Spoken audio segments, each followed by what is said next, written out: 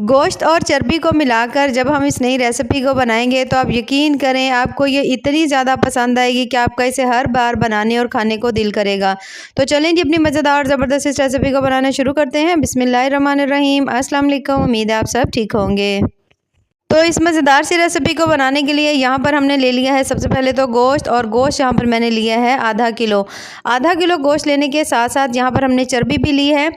जो गोश्त मैंने लिया है ना, यहाँ पर मैंने बीफ का लिया है और गोश्त को मैंने पहले अच्छी तरह से धो लिया था। धोने के बाद आप किसी टोकरी में डाल लीजिएगा कि जो भी एक्स्ट्रा पानी हो इसके अंदर से निकल जाए, पानी इसके अंदर बिल्कुल नहीं हो। और हमने ये बोनलेस लेना है, ठीक है, हमने हड्डी वाला गोश्त नहीं लेना।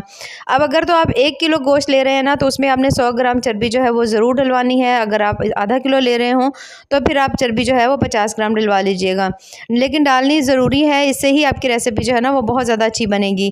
अब यहाँ पर हमने ये जो गोश्त है ना, इस तमाम को आपने अच्छी तरह से इसको कीमा बना लेना है। आप यही तमाम काम जिससे आप गोश्त ले रहे हो ना, उससे आप चर्बी के साथ इसको अच्छी तरह से कीमा बनवा लीजिएगा। अब यहाँ पर हमने जो बाकी चीज़ें लेनी है, यहाँ पर 8 से 10 सब्ज़ मिर्चें मैंने ले ली हैं। 1 अदद हमने यहाँ पर ले लिया है प्याज, और प्याज को भी हम देख सकते हो इस तरह से करके हमने मोटा मोटा सा काट लिया है। 1 अदद हमने यहाँ पर ले ली है शिमला मिर्च, और उसके साथ दूसरी वाली जो ग्रीन होती है ना शिमला मिर्च, एक लाल और एक ग्रीन, 2 मैंने ले ली हैं। इन दोनों को लेकर अब आपने इन सभी को फिर चॉप कर लेना है अच्छी तरह से। किसी चॉपर में डाल लीजिएगा, नहीं तो आप इसको बिल्कुल बारीक बारीक सा काट भी सकते हैं। तो मैंने यहाँ पर ले लिया है 1 अदद चॉपर। चॉपर के अंदर ये तमाम चीज़ें जो हैं, हमने इसमें प्याज है, सब्ज़ मिर्चें हैं, शिमला मिर्च, तमाम चीज़ों को इसके अंदर हम डाल देंगे। डालने के बाद इन सभी चीज़ों को थोड़ा सा इसमें हम शामिल करेंगे सब्ज़ धनिया, और सब्ज़ धनिया डालने के बाद इन सभी को हमने चॉप कर लेना है। बहुत ज़्यादा बारीक हमने इसको चॉप नहीं करना, हल्का सा दरदरा रखेंगे कि थोड़ी थोड़ी सी जो सब्जियां हैं ना वो नज़र आए। तो जैसे ही आप देखो सभी सब्जियां चॉप हो गई हैं, तो फिर हमने इन्हें निकाल लेना है। यहाँ पर मैं आपको थोड़ा सा सब्जी को चेक करवा दूंगी। ये देख सकते हैं इस तरह से होनी चाहिए, हल्का सा सब्जी जो है वो नज़र आनी चाहिए। अब इसके अंदर से आपको कोई इसके अंदर से पानी निचोड़ने की या निकालने की ज़रूरत नहीं, ऐसे ही ठीक है। इसे हम निकाल लेंगे किसी भी बोल में। अब यहाँ पर जितनी भी हमने सब्जियां थी ना वो तमाम हमने निकाल कर हमने डाल दी हैं बोल में। बोल में शामिल करने के बाद अब वही मैं वापस से चॉपर ले रही हूँ, और इसके अंदर मैंने डाल दिया है गोश्त। गोश्त डालने के बाद इसके अंदर हमने चर्बी भी जो है ना डाल लेनी है। अच्छा, अगर चॉपर नहीं हो तो फिर आप इसका कीमा बनवा लीजिएगा, और कोशिश करिएगा कि आप इसको 2 से 3 दफ़ा मशीन से निकाल लीजिएगा ताकि बिल्कुल बारीक हो जाए और चर्बी भी इसके साथ बिल्कुल बारीक हो जाए। अब हमने इनका अच्छी तरह से कीमा बना लेना है, बिल्कुल बारीक बनाएंगे। जब आप चर्बी डालकर बनाएंगे ना, तो जब आप कीमा चेक करेंगे तो आप देखेंगे कि इसके अंदर ज़बरदस्त सी थोड़ी सी इसके अंदर ना चिकनाई सी होगी, जिससे आपको बहुत अच्छे रिजल्ट्स मिलेंगे। जायका तो आपको अच्छा मिलेगा ही, लेकिन ये रेसिपी बड़ी अच्छी बनेगी। ये देखिए यहाँ पर मैं आपको थोड़ा सा निकाल कर दिखा रही हूँ। ये देखिए इस तरह से बिल्कुल मैश हो चुका है अच्छी तरह से, बिल्कुल बोटी का कोई मतलब चीज़ नज़र नहीं आ रही, और बहुत ज़्यादा ही हाथों को लग रहा है, यानी कि इसके अंदर जो चर्बी चिकनाई आपके हाथों को लगेगी। अब यहाँ पर जो हमने तमाम सब्जियाँ जो थी उसको अच्छी तरह से हमने रखा हुआ था ना चॉप करके, उसके अंदर तमाम जो कीमा है हमने इसके अंदर डाल देना है। तमाम कीमे को शामिल करने के बाद अब हमने इसमें शामिल करने हैं कुछ स्पाइसेस। तो सबसे पहली चीज़ जो हमने इसके अंदर शामिल करनी है वो है इसमें अदरक का पेस्ट। तकरीबन 1 चम्मच भरकर मैं इसमें डाल दूंगी अदरक का पेस्ट। तकरीबन 1 चम्मच ही हम इसमें लहसुन का पेस्ट भी शामिल कर देंगे। उसके बाद हमने इसमें शामिल कर देना है 1/4 चम्मच, ठीक है, 1/4 चम्मच हमने इसमें मीठा सोडा डालना है। मीठा सोडा डालने से आपको बड़े अच्छे रिजल्ट्स मिलेंगे। इसके अलावा आपको इसके अंदर कोई और चीज़ डालने की ज़रूरत नहीं पड़ेगी, ना ही मस्टर्ड पेस्ट, ना ही कुछ और। अब नमक डाल दिए। अगर 1 किलो कीमा हो तो आप 1 चम्मच भरकर डाल सकते हैं, अगर थोड़ा कीमा है तो आप आधा चम्मच नमक डाल लीजिए। उसके साथ हल्दी आधा चम्मच डाल दी, 1 चम्मच मैंने इसमें लाल मिर्च डाल दी है, थोड़ा धनिया पाउडर, थोड़ा गर्म मसाला, थोड़ा सा हमने इसमें काली मिर्च डाल दी है, बिल्कुल थोड़ा सा हमने इसके अंदर डाल दिया है चाट मसाला।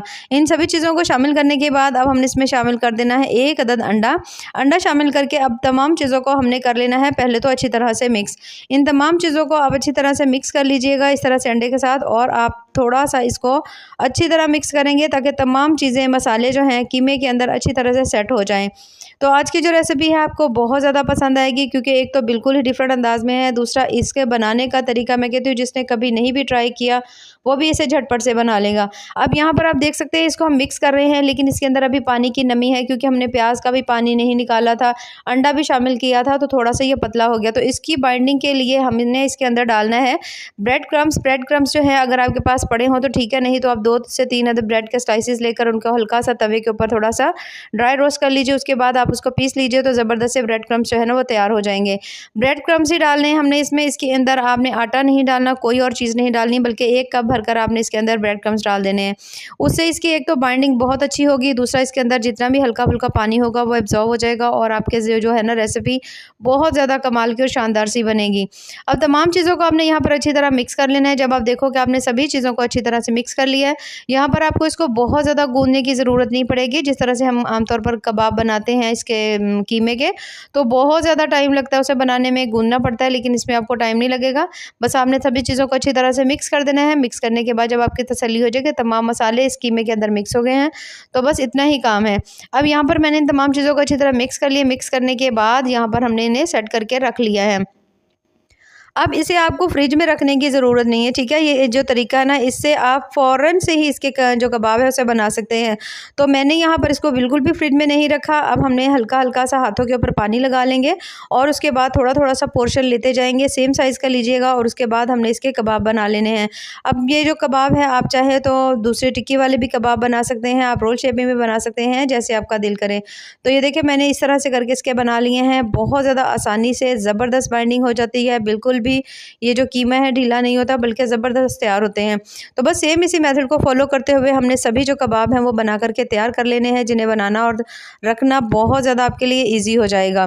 तो अब यहाँ पर माशाल्लाह हमने सभी जो कबाब है वो बना करके तैयार कर लेंगे। अगर आपने इनको फ्रीज़ करना हो तो आप इसको फ्रिज में रख दीजिए। जब थोड़ी अच्छी तरह से ठंडे हो जाए तो आप इसे किसी भी प्लास्टिक बैग में डाल करके फ्रीज़ कर सकते हैं। जब दिल करे निकाल लिए और आप इसे बना सकते हैं। अब यहाँ पर तो माशाल्लाह हमारे काफ़ी सारे बन करके तैयार हो चुके थे, तो हम इसे फ़ौरन से ही बनाएंगे। और इसके लिए यहाँ पर हमने ले लेना है, कोई भी आप पैन ले लीजिए और उसके अंदर हम शामिल करेंगे थोड़ा सा कुकिंग ऑयल डाल लीजिए या घी डाल लीजिए। बहुत ज़्यादा आपको डालने की ज़रूरत नहीं पड़ेगी, बहुत कम घी या ऑयल में ये बन के तैयार हो जाते हैं। तो जैसे घी थोड़ा सा गर्म हो जाएगा तो ये जब तमाम जो हमने कबाब बनाए उन्हें सभी को हमने इसके अंदर डालते जाना है। याद रखिए फ्लेम बहुत ज़्यादा आपने हाई नहीं रखनी, ना ही बहुत ज़्यादा कम रखनी है, मीडियम टू लो फ्लेम के ऊपर हमने इसे पकने देना है। अब आपने इसे पकाना इतनी अच्छी तरह से है कि एक साइड को पकाना आपने कम से कम भी 5 मिनट के लिए है, क्योंकि ये कच्चे कीमे के कबाब हैं तो इसको थोड़ा सा टाइम लग सकता है। तो 5 मिनट जब आप देखो कि एक साइड को अच्छी तरह से हो चुके हैं तो फिर आपने इन सभी की साइड्स को चेंज कर देना है।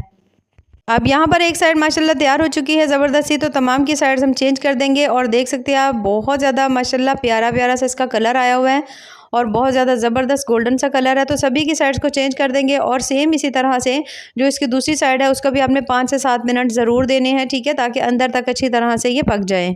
सभी का कलर बड़ा प्यारा गोल्डन सा आ चुका है, तो फिर हमने इन्हें निकाल लेना है और इसे हम किसी भी प्लेट में रख लेंगे। आप यहाँ पर देख सकते हैं माशाल्लाह बहुत ज़्यादा प्यारा सा कलर जो है ना इसका आ चुका है, तो इसको हम निकाल लेंगे। निकाल कर हम इसे रख लेंगे किसी भी प्लेट में। ये देखिए मैं आपको थोड़ा करीब से दिखाती हूँ माशाल्लाह कितने ज़बरदस्त से बने हैं।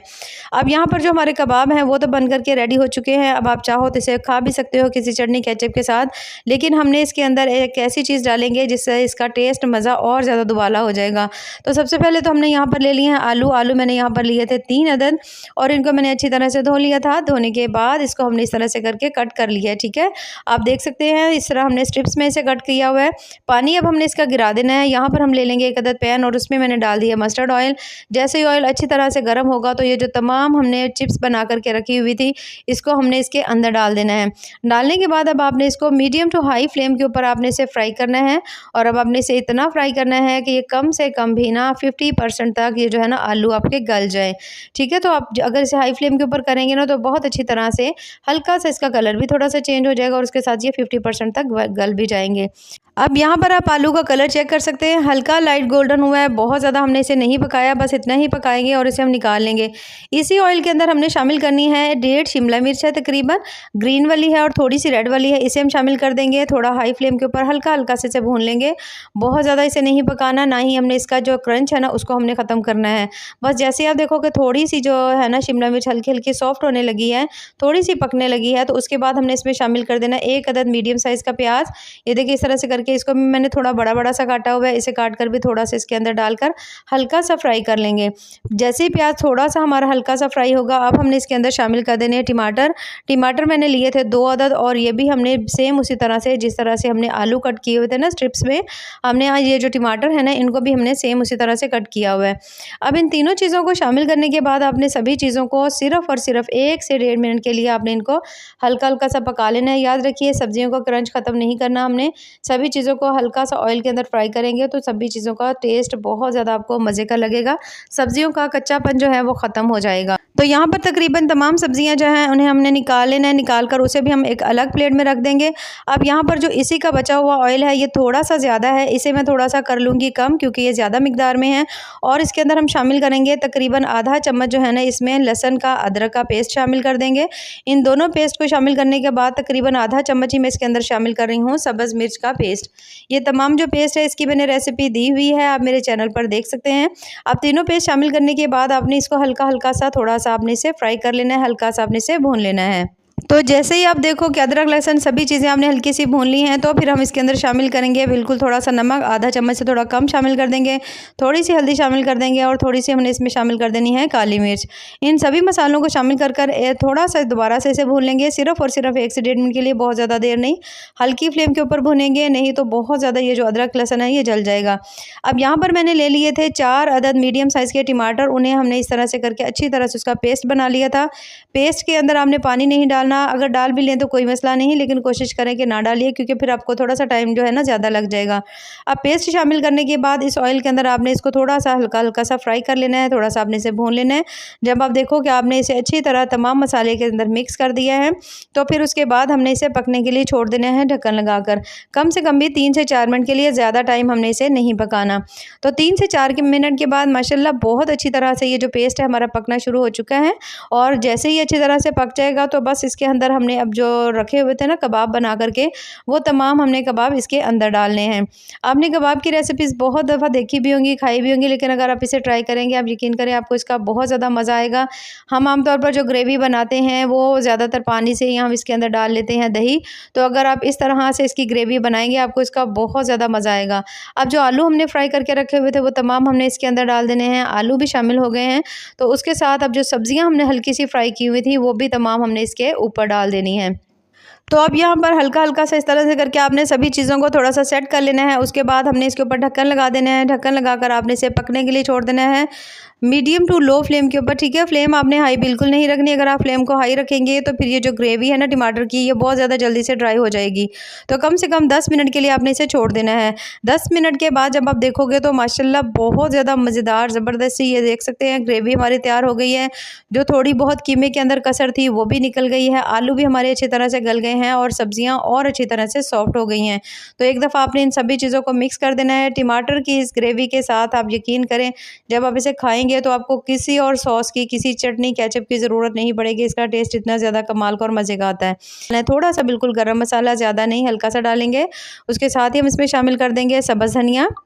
सब्ज़ धनिया भी शामिल करने के बाद दोबारा से मैं ढक्कन लगा रही हूँ और तकरीबन 3 से 4 मिनट के लिए हम इसे फिर से छोड़ देंगे दम वाली फ्लेम के ऊपर। और यहाँ पर देख सकते हैं हम तकरीबन 3 से 4 मिनट के बाद माशाल्लाह बहुत ज़्यादा मज़ेदार ज़बरदस्त ये हमारी आज की जो रेसिपी है वो कंप्लीट हो चुकी है। और यहाँ पर आप देख सकते हैं माशाल्लाह बहुत ज़्यादा मज़ेदार ज़बरदस्त सी हमारी आज की जो रेसिपी है वो तैयार हो चुकी है। अगर आप कच्चे कीमे से ये कबाब बनाते हैं और उसे आप इस टमाटर की चटनी के साथ पकाते हैं तो आपको इसका बहुत बहुत ज़्यादा मज़ा आएगा। तो अगर आपको मेरी आज की रेसिपी पसंद आए तो चैनल को ज़रूर लाइक करें, सब्सक्राइब करें। बहुत बहुत ज़्यादा टेस्टी, बड़ी ही कमाल की बनती है। तो आप इसे किसी भी चीज़ के साथ सर्व करें, आप यकीन करें आपको इसका बहुत ज़्यादा मज़ा आएगा। चावल हो, रोटी हो, पराठा हो या नान हो, आप जिस चीज़ के साथ इसे सर्व करेंगे आपको इसका बहुत ज़्यादा मज़ा आएगा। तो यहाँ पर आप देख सकते हैं जो कबाब है ना आमतौर पर बहुत ज़्यादा ड्राई होते हैं, किसी भी चटनी वगैरह के साथ खाए जाते हैं, लेकिन अगर आप इस तरह टमाटर की चटनी की ग्रेवी बनाकर आप इसके साथ खाएंगे तो आपको इसका बहुत बहुत ज़्यादा मज़ा आएगा। यहाँ पर मैं आपको थोड़ा चेक करवाऊंगी, देखिए कितने ज़्यादा सॉफ्ट बने हैं, कितने ज़्यादा जूसी और कमाल के बने हैं। तो ज़रूर ट्राई करिएगा और हमें कमेंट्स में ज़रूर बताइएगा कि आपको हमारी आज की जो रेसिपी है वो कैसी लगी। तो ऐसे ही मज़ेदार ज़बरदस्त और टेस्टफुल सी रेसिपीज़ के लिए हमारे चैनल का विज़िट ज़रूर करें। बाकी दुआओं में याद रखिए। अल्लाह हाफ़िज़।